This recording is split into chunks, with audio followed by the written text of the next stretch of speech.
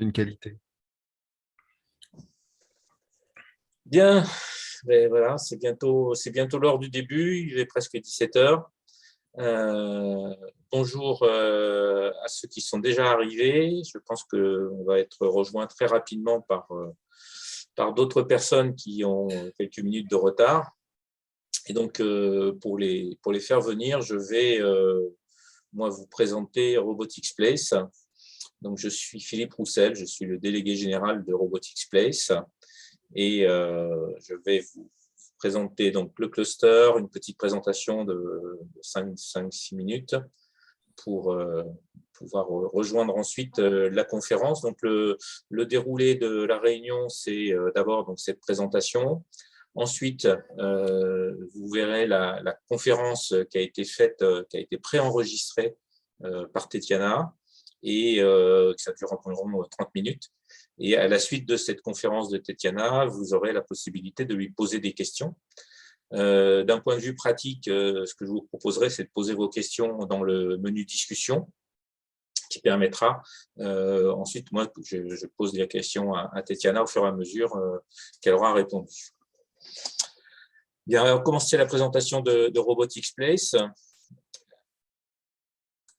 Alors, donc Robotics Place, c'est ce qu'on appelle un cluster. En fait, un cluster, c'est une association loi 1901 qui regroupe des entreprises. Donc, ça a été créé en 2012, donc il y a 10 ans à Toulouse. On était une dizaine d'entreprises qui nous sommes réunis autour de ce projet. Et puis, le cluster a bien grandi, puisqu'aujourd'hui, on est un peu plus de 100 et on couvre l'ensemble de la région Occitanie, ce qui représente environ donc, 10 000 emplois et 600 millions d'euros de chiffre d'affaires. Donc, le cluster, on est réparti à moitié des PME, 15% des startups, 20% de ETI et grands groupes, et le reste, donc, qui représente 15%, ce sont des laboratoires de recherche du CNRS et des écoles, essentiellement des écoles d'ingénieurs. Le cluster est accompagné principalement par la région Occitanie qui nous finance dans notre fonctionnement, mais aussi ponctuellement donc, par la DRETS qui représente l'État en région. On a des partenariats aussi avec la CCI de Toulouse, le Muretin qui est une agglomération au sud de Toulouse qui nous aide également, et enfin, bien sûr Toulouse Métropole qui nous fournit nos bureaux. Les missions de Robotics Place, c'est vraiment, comme on est donc créé par les entreprises, notre mission principale, c'est d'aider nos adhérents dans entreprises, donc faire de la promotion de la robotique et structurer la filière pour lui donner plus de visibilité, être aussi l'interface avec les pouvoirs publics. Deuxième mission que nous ont confié les adhérents de Robotics Place, c'est du développement de business. Donc, identifier les besoins dans certaines filières, développer l'activité et puis aussi répondre à des appels d'offres. Il faut savoir qu'on a mis en place un process qu'on appelle la coopétition qui consiste à regrouper, quand on reçoit un appel d'offres, on regroupe nos adhérents et on leur demande de répondre conjointement. Donc, alors, pas tous d'un coup, bien sûr, c'est en fonction des projets qui nous sont soumis, en fonction des expertises de chacun. Mais en général, donc, quand on reçoit un projet, c'est en général des choses qui ne sont pas disponibles sur étagère. C'est-à-dire qu'un client qui va demander à Robotics Place, qui va lancer un appel d'offres à Robotics Place, c'est parce que la solution n'est pas déjà disponible. Et donc, ils vont se réunir, les adhérents de Robotics Place qui sont intéressés par le projet. On va sélectionner dans le projet les différentes expertises dont on a besoin et puis on va faire travailler ensemble uniquement les gens qui sont vraiment spécialisés sur chaque sujet technologique qu'il faut résoudre. Donc, on a fait comme ça des projets au début pour des entreprises toulousaines et puis après, on s'est un petit peu élargi. On a été répondre à des appels d'offres de clients en Allemagne et jusqu'à Singapour. Donc, on a résolu aujourd'hui une dizaine d'appels d'offres et on espère bien que ça va continuer comme ça. Et donc, on travaille aussi sur la partie innovation et formation. En particulier, donc, on a mis depuis quelques semaines sur notre site web, dans une rubrique qui s'appelle formation, la liste de tout ce qui existe en tant que formation initiale parmi nos adhérents. Et aussi, on a commencé à mettre en place la liste des formations ponctuelles, des formations court terme, formations continues que vous pourriez avoir envie de suivre. On a fait quelques opérations qui me semblent intéressantes de vous noter. Ce sont 3 films qu'on a réalisés. On a un 4e en cours. Un film sur le design, donc, qui est un élément très important pour la robotique, parce que le design, c'est pas simplement faire qu'un produit soit beau, c'est faire qu'un produit fonctionne bien et faire qu'il soit adapté à ses utilisateurs et qu'il soit facile à réparer s'il y a besoin. Un film sur la cobotique, où on a réuni l'ensemble des constructeurs de robotique, membres de Robotics Place, pour qu'ils travaillent ensemble, donc un peu dans le principe coopétition, à définir ce qu'on devait expliquer sur la cobotique, donc en 3 minutes, faire un film où chaque partenaire du cluster intervient pour expliquer la cobotique, et même principe sur la robotique mobile. Donc ça, ce sont 3 films que vous pouvez retrouver sur la chaîne YouTube de Robotics Place. Alors, l'offre de Robotics Place, vous allez voir, elle se présente sous forme différents secteurs d'activité et différents marchés. D'abord, il y a toute l'offre qui correspond à l'offre robotique traditionnelle, la robotique industrielle. Donc là, on a essentiellement des solutions qui sont des robots qu'on trouve partout dans le monde, fabriqués par des différents constructeurs. Et donc, les adhérents de Robotics Place, donc il y a effectivement les constructeurs en question, qui sont des constructeurs internationaux, et surtout aussi les intégrateurs qui vont installer ces robots chez les clients en fonction de leurs besoins. Toujours dans le domaine de l'industrie du futur, eh bien, il y a la partie impression 3D, donc avec une solution que vous verrez certainement dans la présentation de Tetiana tout à l'heure, donc avec les solutions de production de la part de HP, mais aussi un acteur qui commercialise des imprimantes 3D filaments, des choses plus basiques, mais qui correspondent aussi à des besoins sur le marché. Après, on a toute une liste de solutions qui sont apparues entre deux, là, qui sont globalement de la robotique mobile. Qui font un peu la frontière entre l'industrie et le service, puisque en fonction de l'endroit où on va les utiliser, ça sera peut-être un peu de l'industrie pour alimenter des chaînes de production, ou peut-être un peu du service, comme la jolie boîte jaune qui peut servir à livrer du courrier, donc qui accompagne le facteur. Dans la robotique de service, on a également une spécialité chez Robotics Place avec la robotique médicale et en particulier la robotique chirurgicale. Il y a une forte concentration d'acteurs dans ce domaine-là aux alentours de Montpellier, ou à Montpellier même d'ailleurs. Et donc du coup, ça fait une des spécificités de notre cluster.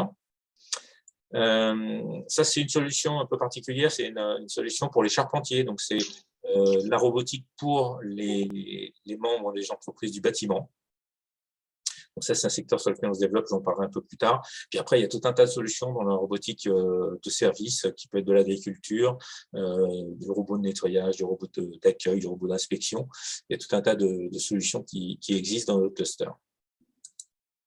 Donc, les marchés auxquels on s'adresse en particulier, donc c'est le marché de l'industrie, avec toutes les solutions de l'industrie du futur. Il faut savoir que Robotics Place, bien qu'on s'appelle Robotics, et en fait, on s'adresse à l'ensemble des besoins de l'industrie du futur. C'est pour ça qu'aujourd'hui, on est avec HP sur la partie impression 3D, mais on s'adresse aussi à ces besoins sur l'IoT, sur la réalité virtuelle, la réalité augmentée, sur la maintenance prédictive. Donc, toutes les solutions de l'industrie du futur qui concernent du matériel, du hardware, et on est présent avec nos adhérents. Donc, on a des solutions pour la logistique, ça vous avez vu avec notre gamme de produits qu'on a déjà dans ce marché-là. Sur le secteur de la santé, pour nous, tellement important qu'on a créé un groupe spécifique qu'on a appelé Med Robotics Place. On a 25 adhérents au sein de Robotics Place, ce qui n'est pas négligeable, qui sont plus ou moins impliqués sur le secteur de la santé, avec un noyau dur de 5 entreprises dans robotique chirurgicale qui sont basées à Montpellier et qui se présentent une concentration forte sur un secteur qui est quand même assez éparse. Troisième secteur d'activité qui est important pour nous, c'est le bâtiment, avec une action Rob Bâtir qui a été initiée par la Fédération française, mais que nous avons repris au niveau régional et sur lequel on développe des relations. Donc, on a des partenariats en particulier avec la Fédération française du bâtiment. Et depuis 2 ans, on rencontre régulièrement des professionnels du bâtiment avec pour objectif d'identifier quels étaient les endroits où on pouvait, nous, les aider à développer des nouveaux outils robotisés. Et donc, voilà, au bout de 2 ans, on a commencé à bien identifier les besoins et on a commencé à travailler sur 3 projets qui sont en cours de développement. Donc, c'est des projets qui vont prendre un certain temps à être développés, parce qu'on part vraiment d'une feuille blanche pour développer des nouveaux produits, mais c'est quelque chose qui nous tient à cœur. Dernière information sur Robotics Place, donc on est un cluster régional, mais comme on était le premier cluster créé en France, après quelques mois, 1 an ou 2, on a d'autres clusters qui se sont créés derrière nous, et en 2016, on a réuni les clusters existants pour voir si on avait des intérêts communs, ce qui était le cas, et on a décidé de créer la Fédération française des clusters de robotique. Donc, fédération aujourd'hui qui regroupe les 6 clusters qu'on voit ici dans le sud de la France, plus Réseau 3R qui est un cluster qui est national. Et il y a d'autres clusters qui sont aujourd'hui en cours de développement, qu'on essaye d'accompagner. Et on espère bien finir par couvrir la totalité de la France, par raison qu'on laisse le Nord à l'abandon. Et donc, cette Fédération française des clusters de robotique a été invitée en 2018 par la Corée du Sud à cofonder un nouveau cluster mondial qui s'appelle le GRC. Donc, en 2018, on était 6 clusters, 6 pays à créer le GRC. Aujourd'hui, le GRC, c'est 21 pays qui participent au cluster mondial, qui permettent de faire des collaborations internationales. Alors, je dis 21 pays, c'est faux, en fait, c'est 20 maintenant, puisqu'on vient de décider de temporairement exclure le cluster russe suite aux événements que tout le monde connaît. Voilà, donc je vous remercie de votre attention sur cette partie présentation de Robotics Place. Et maintenant, je vais vous proposer de pouvoir suivre la conférence de Tatiana sur l'impression 3D et en particulier donc sur la partie composant matière de l'impression 3D. Alors, je vais essayer de faire un partage de l'écran ici. Partager l'audio, optimiser pour la vidéo. Partager. Et donc, normalement, vous...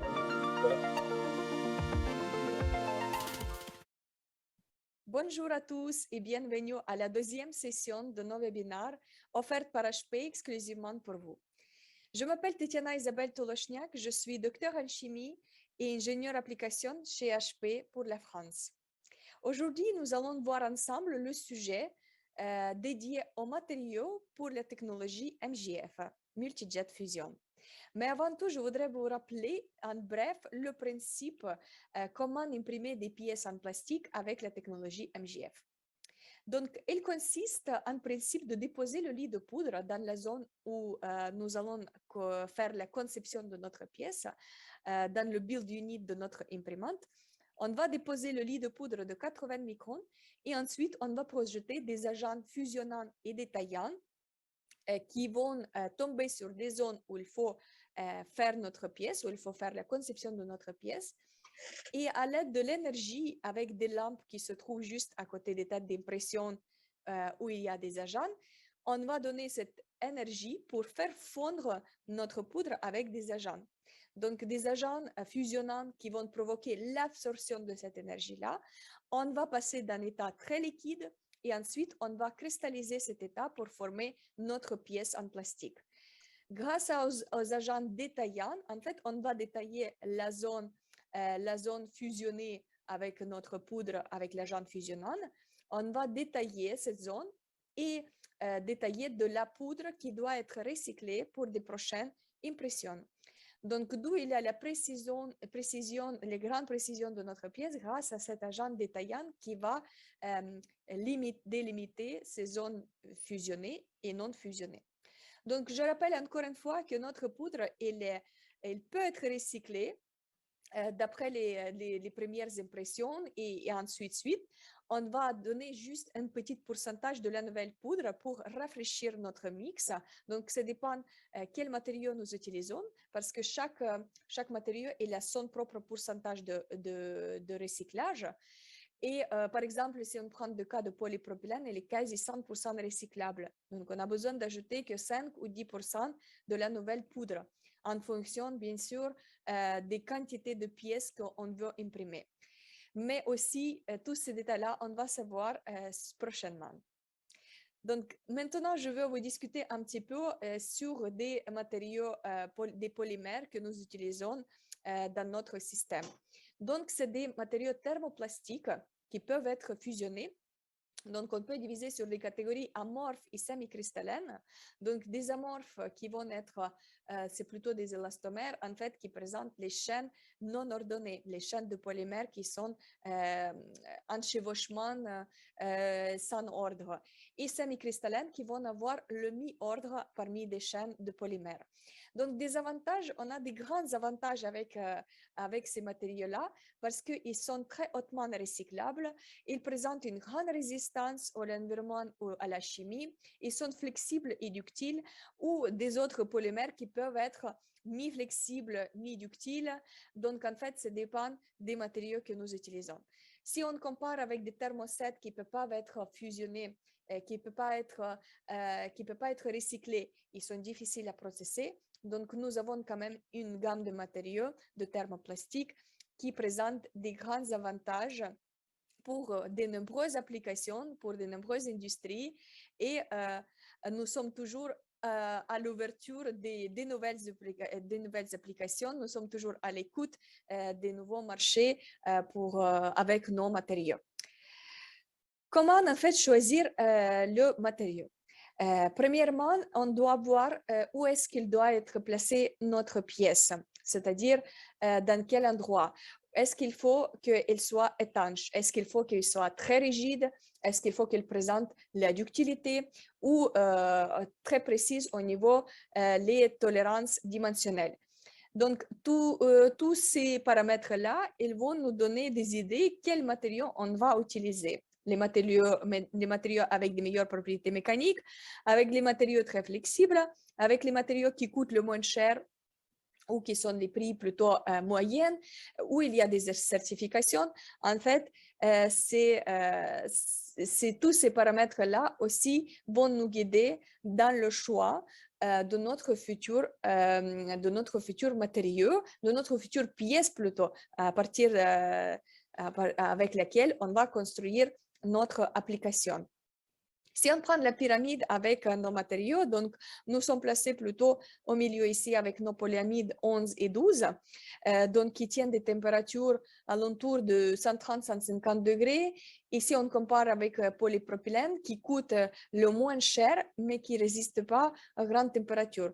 Encore une fois, tout dépend des applications où est-ce qu'il doit être utilisé notre matériau. Parce que les polypropylènes et polyamides 11-12 ou des autres types de polyamides, en fait, ils présentent des propriétés qui sont différentes. Et si on compare encore une fois avec le PIC qui est très hautement placé au niveau des températures, qui a des grandes performances, mais qui présente les prix les plus chers de tous les matériaux. Si on divise parmi des séries, en fait, on a plusieurs séries d'imprimantes 3D. Donc, pour la série de 4200, nous pouvons imprimer avec cette série des matériaux tels que le PA12, PA12 chargé en billes de verre, PA11, le TPU proposé par Lubrizol et le TPA qui est activé par Evonik.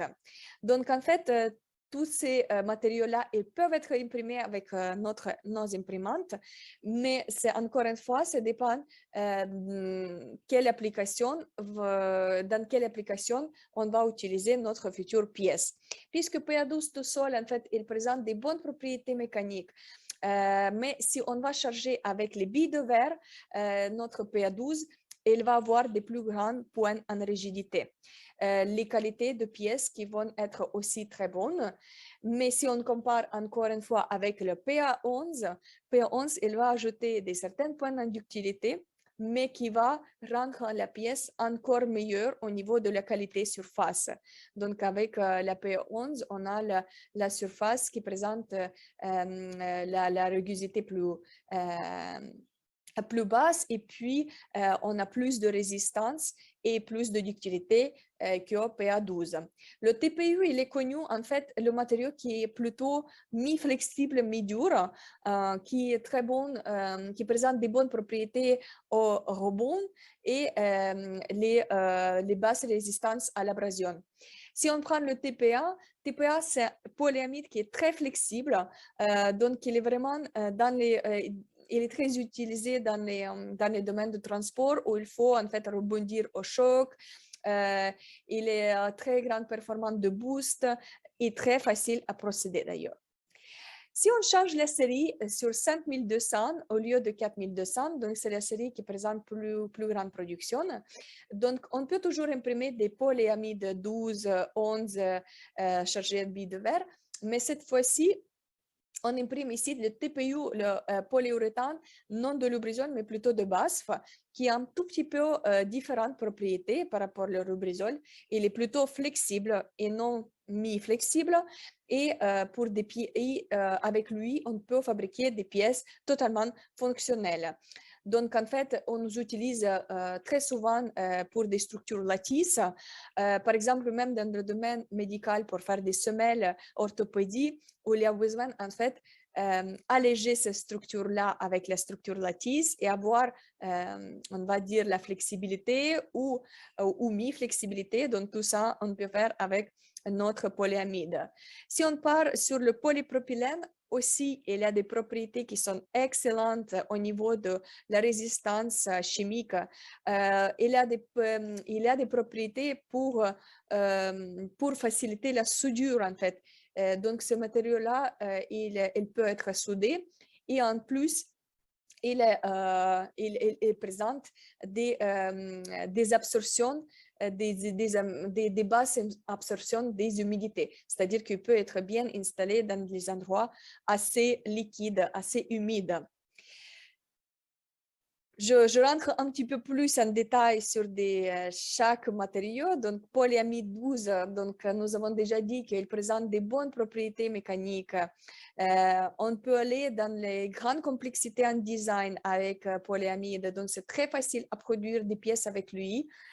Très facile à processer ce matériau, donc on peut utiliser dans les domaines de transport des industries différentes, pour le secteur robotique, pour faire des préhenseurs pneumatiques, pour faire ce système avec les designs complexes et les tuyaux en fait. Et cette structure-là, elle va être forte et fonctionnelle. Donc, il n'y aura pas de ductilité ou de flexibilité. Ce matériau, il va être fort sans plus. Donc, mais aussi, il présente des bons ratios au niveau de réutilisation de ce matériau, c'est-à-dire qu'on a besoin d'acheter que 20% de la nouvelle poudre pour rafraîchir notre mix et lancer encore une nouvelle impression grâce à cette recyclabilité assez élevée. On peut utiliser, donc les pièces, ils sont très denses, ils sont très robustes, donc ce thermoplastique, il est vraiment dans les endroits où il faut avoir l'étanchéité élevée. Elle peut être dans les assemblages très complexes. Et le prix, il est en comparaison avec des autres matériaux, il est plutôt bas. Si on prend le PA11, c'est notre matériau qui est biosourcé, donc il est fait à partir des fibres de l'huile de ricine. Donc, en fait, ce matériau, il présente des grandes résistances et des élongations à la rupture. Donc, c'est pour ça, en fait, ça dépend des applications où on veut utiliser notre pièce, où il y a besoin d'ajouter cette pointe fort, mais en même temps un petit peu ductile, comme vous voyez sur la première pièce où il faut appuyer sur la pièce pour déclencher le mécanisme. Donc, ici, il faut avoir des propriétés plutôt ductiles et en même temps fortes. Pour des semelles, puisqu'on peut avoir cette pointe ductile sans casser la pièce. et plutôt l'aspect de biosourcé où il y a besoin que notre matière où il touche la peau, par exemple. Le ratio de recyclabilité ici, elle va être un petit peu plus élevé que pour PA12. On est à 30% de la nouvelle poudre par rapport à 20% de la PA12, mais néanmoins, on a quand même des propriétés excellentes pour ce type de matériaux. La qualité de pièce, elle est très élevée. Le rendu surface qualité, elle est très lisse, la surface. Et donc, en fait, on peut décider déjà dans quel secteur d'application on peut l'utiliser, notre PA11. PA12 chargé en billes de verre. Pourquoi on a décidé de changer en billes de verre? C'est connu en fait cet remplissage qui va donner en fait plus de la rigidité. La rigidité où il y a besoin en fait que la pièce elle soit très forte en fait pour tenir des résistances assez importantes. Mais il ne faut pas oublier qu'elle est quand même cassante cette pièce. Donc, c'est-à-dire qu'on augmente la rigidité, mais des propriétés cassantes, ils peuvent être présentes. Donc, il faut savoir dans quel endroit il faut utiliser cette pièce. Si on voit ici, en fait, c'est pour le secteur robotique, la pièce qui est en bas de l'image. Donc, elle est utilisée dans le système de laser pour faire des codes barres pour le système alimentaire. Donc, elle est utilisée très précisément dans les têtes de système de laser dans les machines, dans les robots en fait. Donc là-bas, il n'y a pas de peur pour casser cette pièce-là. Donc, il faut au contraire qu'elle présente ses propriétés de la bonne résistance et la rigidité. Donc, le ratio, il est à 30%, il est comme pour le P11. Si on part pour notre PP, notre polypropylène, donc il est connu en fait d'avoir ces résistances à la chimie. Donc c'est pour ça, vous voyez ici une pièce Extol qui est affichée parce que en fait, il est connu résister à n'importe quel type de chimie et donc on peut le mettre dans les secteurs d'automobile, dans le système de transport très facilement. C'est-à-dire que cette pièce qu'on voit, on peut mettre de l'huile ou des autres liquides et ça va résister. Donc, ces pièces sont fonctionnelles, pas seulement que pour le prototypage, ils peuvent être utilisés, donc très fonctionnels, ils présentent une bonne flexibilité et ils peuvent rebondir au choc. Donc, pour tout ce qui est domaine de transport, domaine dans l'industrie ou même de robotique, ils peuvent être très bien utilisés, ces pièces en polypropylène. Si on part sur notre TPU Ultrasyn de BASF, donc ce TPU, en fait, il présente des bonnes propriétés de la flexibilité, il absorbe des chocs très facilement. Donc, c'est une balance entre l'absorption de choc et cette flexibilité. Donc, certaines rigidités qu'il présente aussi parce qu'en fait, pour tenir la structure lattice, il faut que ça tienne ces structures-là. Donc, présentation de bonnes surfaces de qualité, la précision des détails, très facile à imprimer. Donc, en fait, et en plus, le petit pourcentage de la nouvelle poudre qu'il faut ajouter pour réimprimer, pour imprimer les pièces en 3D. Donc, en fait, nous utilisons ce type de pièces plutôt, nous recommandons pour des lattices structures. C'est vraiment idéal ce matériau pour des endroits qui sont assez fins, par exemple jusqu'à 1 mm de l'épaisseur de paroi et présenter des différentes structures telles que vous voyez sur votre image. Si on parle de Lubrizol, c'est TPU qui était fabriqué par Lubrizol, de la marque Lubrizol Estan. Donc, en fait, ici, le produit, il va être plutôt demi-flexible, demi-rigide.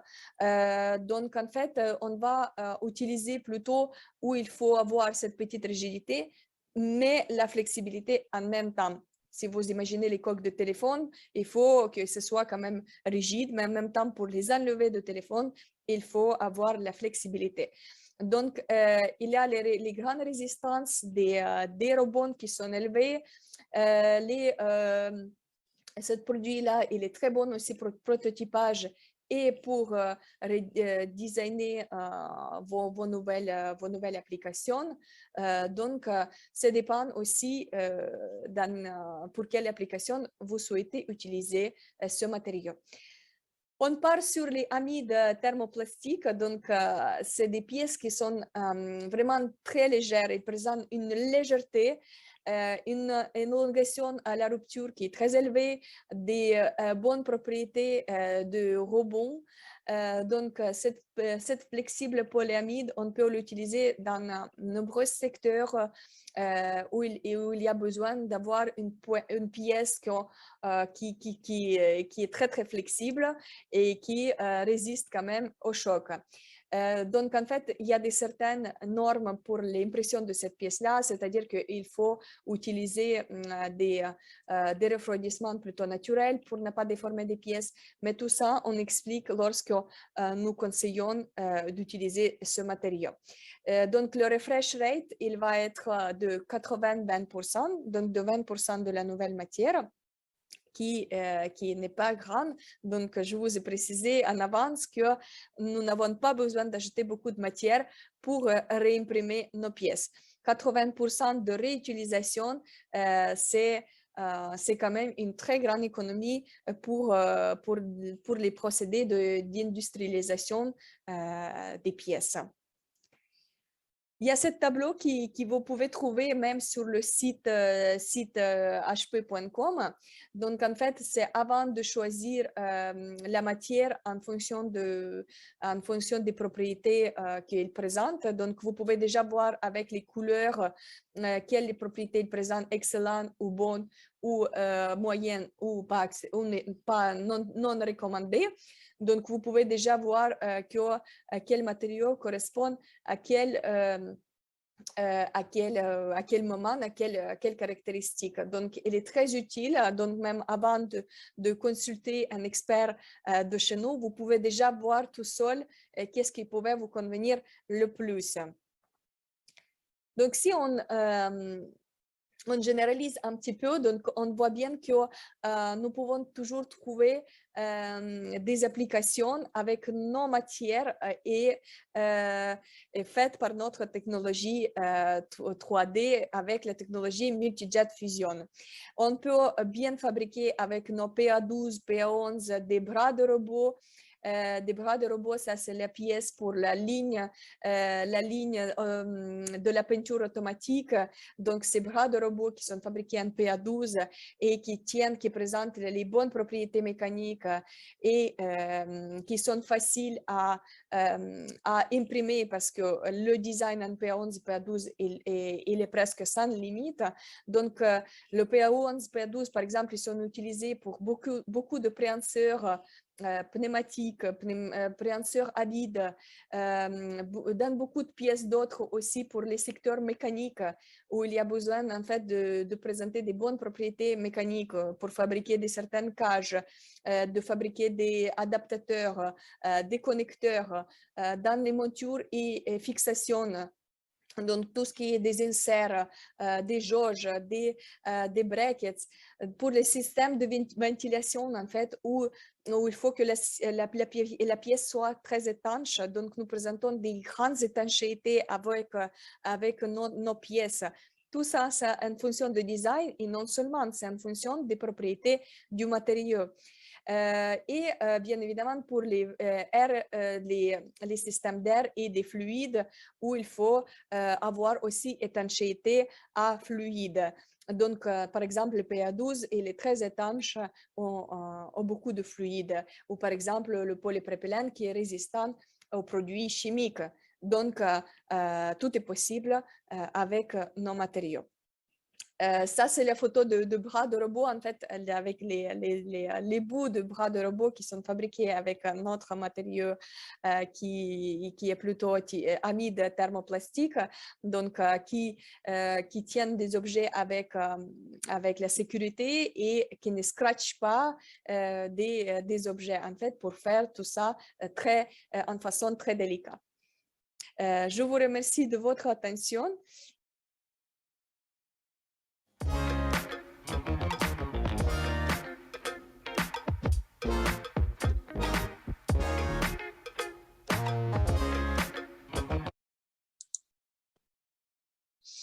Merci beaucoup, Tetiana. Nous voilà revenus en direct.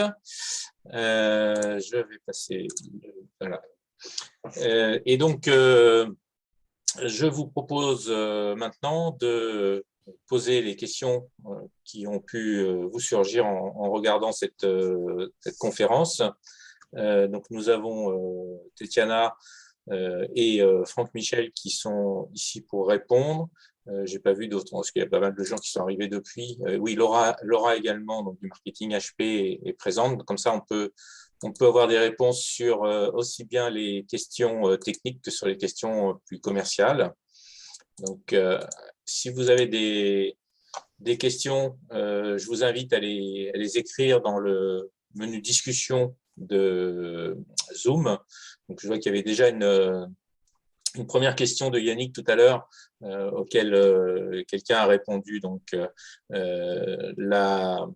l'ensemble des conférences Mardi Techno, au fur et à mesure qu'on les enregistre, qu'on les fait, on les met ensuite disponibles sur le site Robotics Place dans la rubrique Mardi Techno. C'est-à-dire que même endroit où on peut venir s'enregistrer pour les prochaines présentations, pour les prochains Mardi Techno, on peut en même temps, sur cette même page, aller voir sur YouTube les anciennes présentations.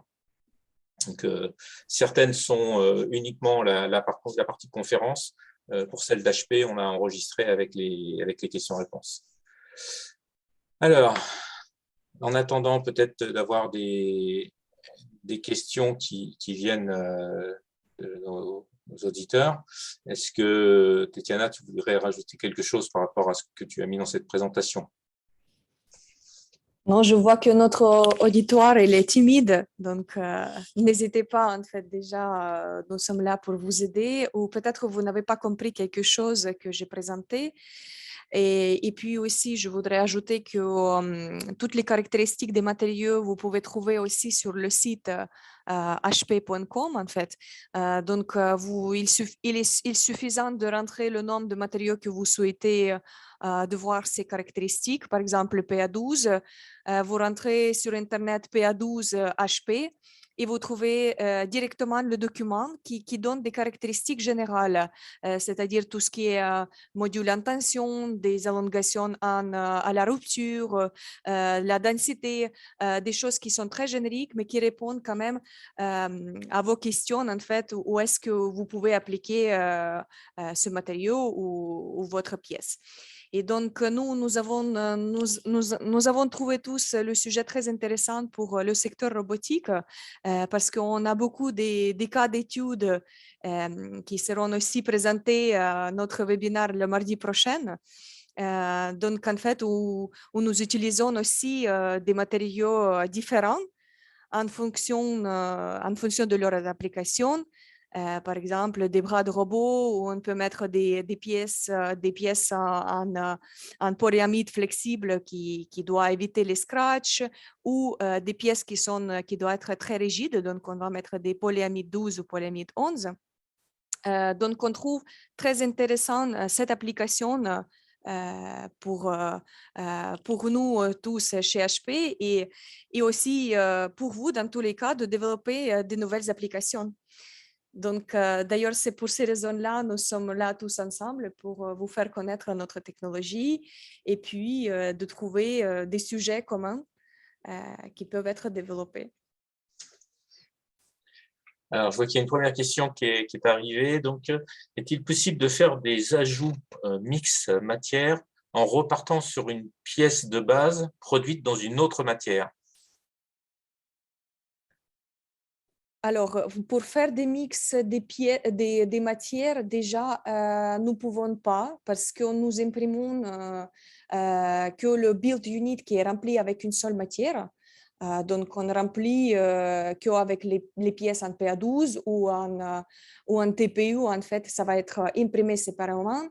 Mais par exemple, donc, on ne peut pas faire le mix, mais on peut imprimer des parties des pièces qu'on peut en fait assembler après l'impression. C'est-à-dire qu'on peut souder deux matériaux qui sont de TPU. Maintenant, on a aussi des possibilités. Par exemple, un polyé avec le polypropylène s'il y a nécessité. Mais imprimer, on ne peut pas des matériaux qui sont différents. Après, nous pouvons aussi trouver, par exemple, si on fait une ingénierie inverse, ça s'appelle, c'est-à-dire que si on voit une pièce et on peut analyser avec lequel matériau elle était faite, donc nous pouvons trouver des propriétés similaires avec notre matériau. C'est-à-dire qu'on donne le conseil que, par exemple, le tel matériau qui est le plus proche, ou il a des propriétés les plus proches vers le matériau existant. Ça, c'est possible. Après aussi, je voudrais ajouter qu'on peut, par exemple, imprimer des pièces qui sont, je parle plutôt des élastomères. Dans le cas des élastomères, on peut jouer en fait avec les structures lattices. Je pense que vous avez bien déjà entendu. En fait, c'est des structures en fait qu'on peut jouer sur les épaisseurs de ces structures-là. Et donc, on peut jouer en fait avec les matériaux pour donner la pièce qui va être différente au niveau de flexibilité. Donc, ça fait qu'on peut imprimer moitié de pièces avec la structure qui est plus rigide et un petit peu moins rigide de l'autre côté. Donc, ça nous fait aussi l'impression que la pièce elle est faite de différentes matières, mais en sachant que c'est une seule matière. Ça, j'ai donné des astuces en fait un petit peu en avance en fait pour notre impression possible. Alors, moi, j'avais une question aussi parce que j'étais étonné par rapport à ce que je montrais, la pyramide de température. Ça monte jusqu'à 300 degrés, c'est-à-dire qu'on peut imprimer des pièces qui, derrière, pourront supporter des températures de 300 degrés, c'est ça? Alors, nous ne proposons pas le pic avec notre technologie, mais bien évidemment, ces pièces-là qui sont faites avec les matériaux comme pic, oui, ils peuvent résister à la température de 300 degrés.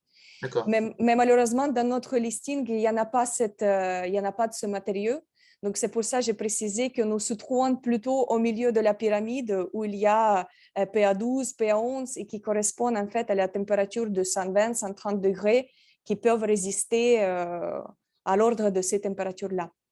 D'accord, donc je peux faire bouillir mon eau dans le four à micro-ondes avec une casserole imprimée avec ces matériaux-là alors. Je ne sais pas, en fait, c'est un bel exemple, mais… Après, on peut essayer, enfin, faire un test, mais 100 degrés, oui, c'est pas mal. Moi, je sais que j'ai une petite imprimante FDM classique. J'ai essayé de faire une pièce et je l'ai mis au lave-vaisselle et était ressorti du lave-vaisselle tout tordu parce que la température de l'eau dans le lave-vaisselle était trop chaude pour elle. Après, tout dépend de la température de fusion de matériaux, c'est-à-dire, comme j'ai indiqué sur le slide, de melting point, c'est-à-dire pour nos polyamides 11-12, on est à l'entour de 190 degrés. Donc, en fait, on dit que tout ce qui, en fait, la température qui est en dessous de ces limites-là, en fait, et ils peuvent résister. Mais bien sûr, il ne faut pas approcher il faut pas être très proche vers la température de fusion parce que la pièce, après, elle va perdre ses propriétés mécaniques. Donc, bien évidemment, nous avons des documents aussi qui précisent des températures limites. Par exemple, dans les températures négatives, on ne peut pas descendre aussi jusqu'au très, très bas. Donc, chaque matériau, en fait, il va avoir ses propres caractéristiques avec les températures minimales et température maximale pour son utilisation. J'ai une deuxième question est-ce que vous développez des matières biosourcées ou recyclées? Alors, biosourcées, c'est bien que j'ai indiqué que nous avons le PA11 qui était fait à base de l'huile de ricine, en fait. Donc, il est biosourcé, c'est pour ça le prix il va être plus élevé. Par contre, le recycler, en fait, oui, tout à fait, toutes nos matières sont recyclables. Donc, après, au niveau de recyclabilité, si j'ai bien discuté au niveau qu'on peut réutiliser notre matière, notre poudre pour bien recycler, et en plus, on peut recycler nos pièces imprimées déjà. Donc, il y a deux points de recyclabilité. Et donc, quand on imprime avec un matériau, donc toute la poudre qui n'a pas été utilisée pour l'impression, enfin toute la poudre qui ne constitue pas le matériau, on la réutilise, on rajoute un peu de matériau neuf, ce que tu disais, entre 20 et 30% selon les matériaux, et on peut continuer comme ça indéfiniment à utiliser les poudres qui restent en fait. Bien sûr, en fait, on peut utiliser beaucoup de cycles. En fait, aussi, on a des précisions au niveau de nos documentations jusqu'à combien de cycles on peut aller. Mais vraiment, on peut faire des nombreux cycles. Et bien évidemment, ça dépend aussi de la densité, en fait, de notre packing density, c'est-à-dire de notre empilement des pièces dans notre build unit, dans notre endroit d'impression. Parce que plus on ajoute des pièces, plus en fait le matériau il va subir le choc thermique pour réchauffer cette zone de poudre, puis donner une extra énergie pour fondre. Donc en fait, plus c'est dense, plus d'énergie on a besoin et plus notre poudre il subit ce choc thermique. C'est-à-dire qu'on va conseiller en fait, par exemple, si le PA12 il est suffisant d'ajouter 20%, mais c'est avec le packing density de 8% de notre zone d'impression. Mais si on augmente notre packing density, elle va être autour de 24% de recyclage pour justement protéger cette poudre pour qu'elle ne subit pas cette oxydation et ce choc thermique. Ok. Alors, j'ai une autre question de Yannick qui nous dit « Je suis ingénieur en automatisme et robotique. Avez-vous une recommandation de matériaux justement pour du prototypage rapide pour des applications robotiques industrielles ?» Alors, tout ce que j'ai cité, en fait, tous ces types de matériaux, ils peuvent être tous utilisés pour le secteur robotique. Je peux répondre même tous. Et aussi, je voudrais bien, Yannick, de t'inviter pour le prochain webinaire parce que ce sera intéressant, en fait, parce que je vais présenter, en fait, des cas d'études. C'est-à-dire que je vais vous montrer carrément des bras de robots, des autres pièces, en fait, qui sont utilisées dans le secteur robotique. Et ça va être précisé quel matériau il sera utilisé et pourquoi. Parce qu'il a des telles propriétés et il peut placer dans tel endroit. Donc, en fait, la réponse elle est pour tous les matériaux, mais peut-être pour des endroits précis, il faut utiliser le matériau plutôt spécial, en fait. J'espère que j'ai répondu à vos questions. Donc, si on présente ici pour les secteurs robotiques, je pense que nous pouvons déjà imaginer que chaque matériau, en fait, on peut trouver son propre application et son propre endroit d'utilisation. Apparemment, donc Yannick revient, le teasing a fonctionné.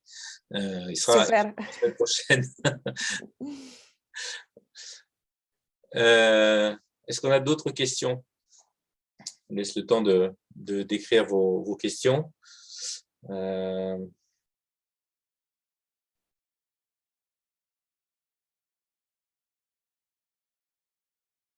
C'est-à-dire que c'était clair, du coup.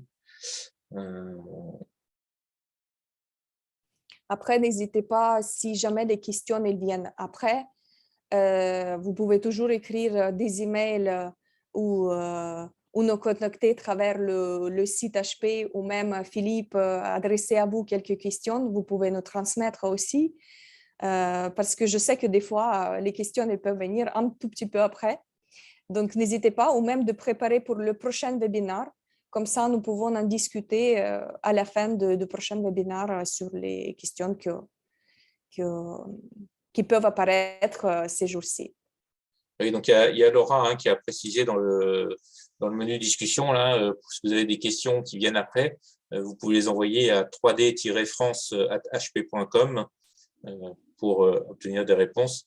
C'est-à-dire qu'on est sur un marché niche, hein. On n'est pas chez HP, c'est pas des volumes qui correspondent au volume des PC ou des imprimantes jet d'encre.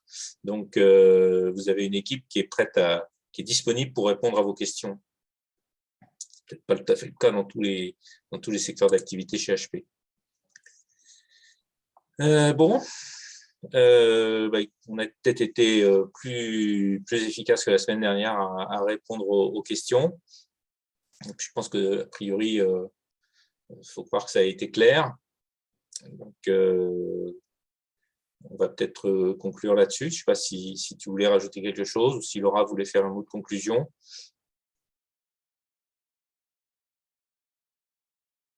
Non, pour moi, c'était tout. Oui, j'ai mis l'adresse donc 3D France. Donc, en fait, c'est une adresse que je regarde moi et en fonction des questions, je peux redistribuer à Tatiana ou alors à Franck et Xavier si c'est des questions plus commerciales. Je peux aussi vous envoyer les brochures pour les matériaux, les événements à venir. Donc, n'hésitez pas à nous écrire sur cette adresse. Parfait. Ah, ça y est, ça a généré une question. Est-ce que vous fabriquez des pièces pour des sociétés qui n'ont pas d'imprimante? Alors, oui, oui, c'est-à-dire que nous avons des services bureaux. Donc, on donne des coordonnées des services bureaux qui sont en France. Donc, nous avons plusieurs. Et ils sont en contact avec nous parce qu'ils sont nos partenaires aussi. Et donc, pour ceux qui n'ont pas d'imprimante, en fait, pour voir comment ça marche la technologie MJF ou pour faire des premiers essais, c'est possible de contacter ces services bureaux. Donc, c'est très, très facile, rien que juste de trouver sur Internet Service Bureau France et vous avez déjà les choix en fonction des zones où vous habitez. Donc, c'est là on peut bien proposer à tous les clients qui s'intéressent d'imprimer des pièces, des premières pièces en fait. Je rajouterais, donc ça c'est si vous avez besoin de faire une pièce pour vous, pour un besoin particulier sur mesure. Par contre, si vous avez envie de voir à quoi ressemble une pièce imprimée sur une imprimante 3D HP, vous pouvez commander un échantillon. Alors, je l'ai fait, j'ai fait il n'y a pas longtemps, donc c'est pas encore arrivé, mais c'est possible effectivement d'aller sur le site HP. Je sais plus, j'ai eu l'adresse la semaine dernière, au moment de la conférence. Je ne sais pas si Laura, tu peux la remettre. Voilà, pour un échantillon. Ouais. Donc, l'adresse qui est écrite sur le menu discussion, vous avez la possibilité de commander différents types d'échantillons, différentes matières.